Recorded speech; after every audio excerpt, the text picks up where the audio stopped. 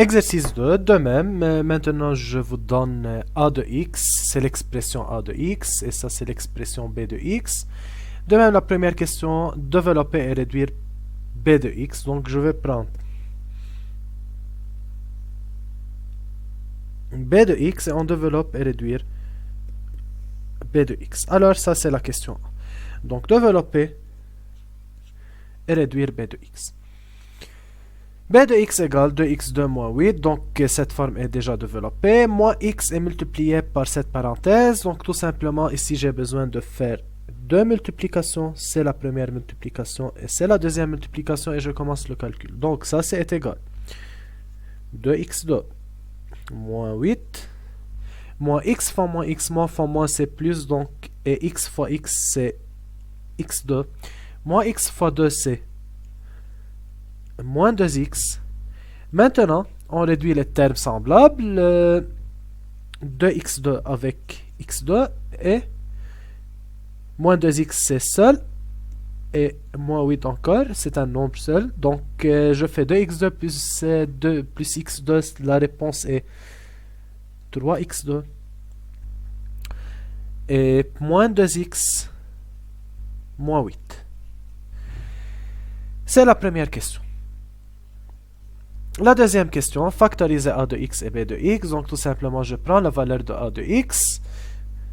Donc,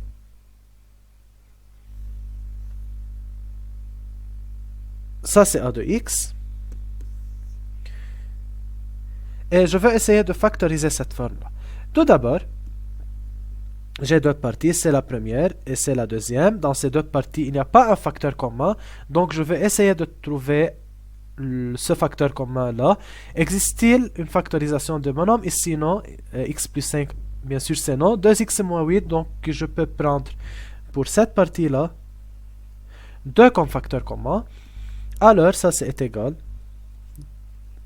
x moins 4 facteur de x plus 5 plus, donc je prends à l'extérieur 2 comme facteur commun. 2x sur 2, il nous reste à x. Moins 8 sur 2, il nous reste moins 4. Entre parenthèses, facteur de x moins 6. Maintenant, j'ai deux parties. C'est la première et c'est la deuxième. Donc, je peux trouver ce facteur commun là.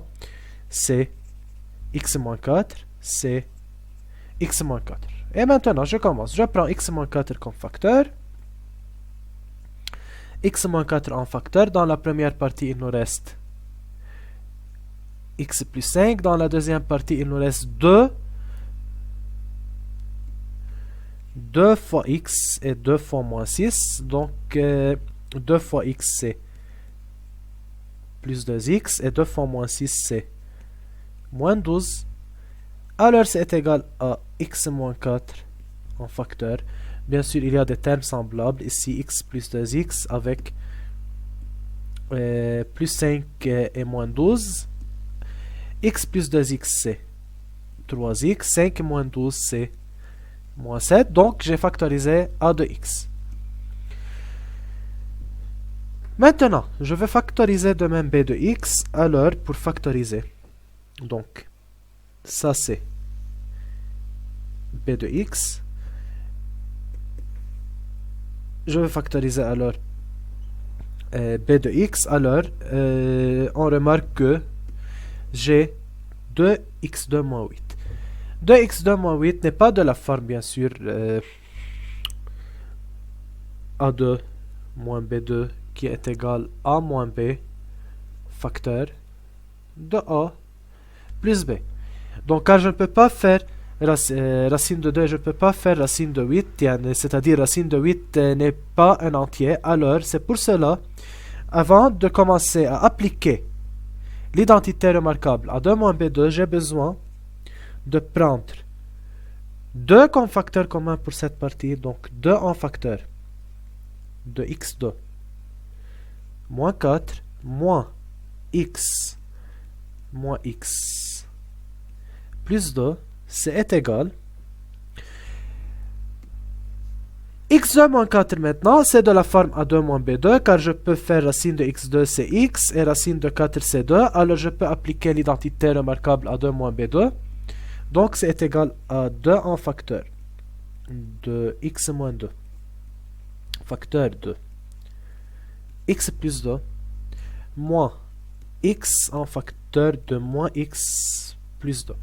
Maintenant, j'ai deux parties. C'est la première et c'est la deuxième. Attention, la différence entre ces deux parties, ici il y a x moins 2 et ici il y a moins x plus 2.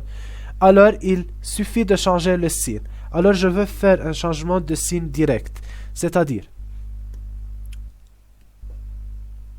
je vais changer le signe de plus 2. C'est moins 2. Et je vais changer le signe de moins x. C'est plus. Et je vais changer encore de même le signe à l'extérieur.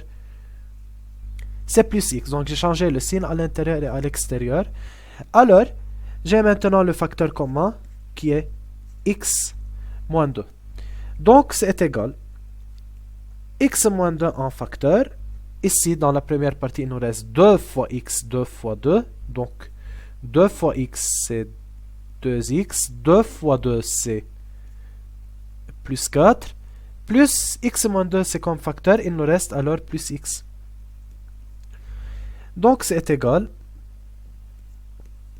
x moins 2 en facteur de 2x plus x, c'est 3x plus 4, bien sûr, car ce sont les deux termes semblables, 2x et x. Donc, j'ai factorisé a de x et j'ai factorisé b de x. Maintenant, résoudre a de x égale à 0. Donc, je veux résoudre a de x égale à 0. Alors, c'est la question 3 maintenant. Résoudre a de x égale à 0. Donc, ça, c'est a de x égale à 0.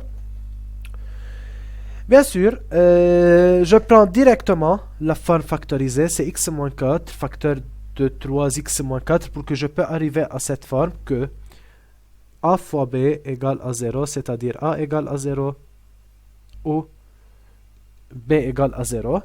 Donc, je prends directement la forme factorisée de a de x et je ne prends pas la forme initiale de a de x, car si je prends la forme initiale, je dois de même factoriser cette forme-là pour arriver à cette forme. Donc, directement, je peux prendre cette forme-là. Alors, on écrit donc que x moins 4, facteur de 3x moins 7 égale à 0. Donc maintenant, qu'est-ce qu'on a? J'ai ça c'est A, ça c'est B. Et je peux appliquer cette partie. A fois B égale 0, A égale 0 ou B égale à 0. Donc x moins 4 égale à 0. 3x moins 7 égale à 0. On ajoute plus 4 pour cette partie, pour cette équation là, et on ajoute plus 7 et x égale alors ici à 4, ici 3x est égal à 7. J'ai trouvé la première valeur de x, c'est 4. Ici j'ai 3x égale à 7, alors je divise sur 3 ces deux parties là. Donc x égale à 7 sur 3. Alors j'ai trouvé les valeurs de x. Maintenant, je veux essayer de résoudre l'équation b de x égale à 0. b de x égale à 0. Donc de même, je prends la forme factorisée pour b de x. Donc ça c'est b de x. J'ai factorisé b de x. Alors x moins 2. Ça c'est b de x. Facteur de 3x plus 4 égale à 0. Donc tout simplement, ça c'est A. Et ça c'est B. Alors on écrit x moins 2 égale à 0. Ou 3x plus 4 égale à 0.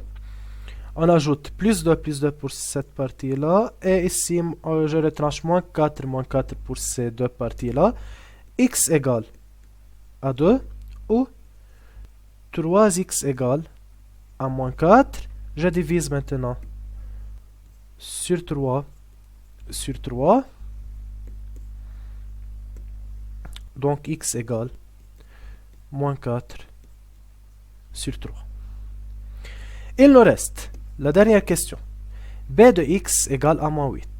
Donc maintenant, on veut apprendre comment je peux résoudre comme cette forme-là, b de x égale a moins 8. Donc,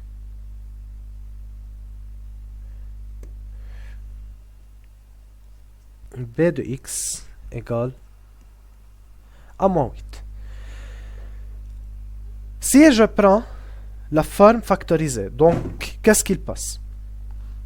Et qu'est-ce que je dois bien comprendre? Si j'ai que b de x égale a moins 8, et si je prends la forme factorisée, par exemple, je vais supposer que je prends la forme factorisée pour b de x, c'est-à-dire x moins 2, 3x plus 4 est égal à moins 8.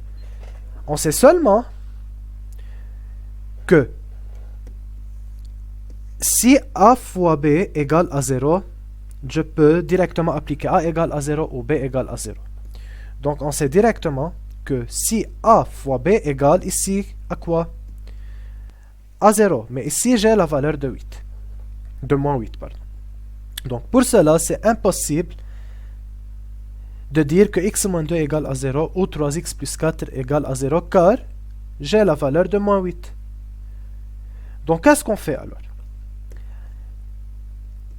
Je veux effacer la forme factorisée et je veux prendre la forme développée. C'est la forme développée de b de x. Donc 3x2 moins 2x plus 8. Alors, je vais prendre la forme développée. C'est la forme développée. Pardon. Donc je vais prendre la forme développée, et c'est la forme développée, c'est ici. Et je vais dire que cette forme développée, c'est égal à moins 8. Qu'est-ce qu'il passe maintenant? On ajoute plus 8. Plus 8, elle se transforme alors en 3x2 moins 2x égale à moins 8 plus 8 c'est 0, moins 8 plus 8 c'est 0, donc est égal à 0. Maintenant, comment je peux résoudre et trouver la valeur de x si j'ai comme cette forme-là? Comment je peux faire une factorisation pour 3x2 moins 2x? Donc la meilleure méthode, c'est je fais une factorisation démonant. C'est-à-dire, je prends x comme facteur commun, x comme facteur, il nous reste 3x2 sur x, c'est 3x, moins 2x sur x, c'est moins 2 égale à 0. Maintenant, qu'est-ce qu'on a fait? Je peux dire que ça c'est a et ça c'est b. J'ai transformé cette expression en une expression de la forme a fois b égale à 0. Alors, x égale à 0 ou 3x moins 2 égale à 0. De même, dans cette partie, on ajoute plus 2 et on continue le calcul. 3x égale à 2. Je divise sur 2, je divise sur 3, donc x égale à 2 sur 3, donc j'ai trouvé, ce sont les deux valeurs, x égale à 0 et x égale à 2 sur 3.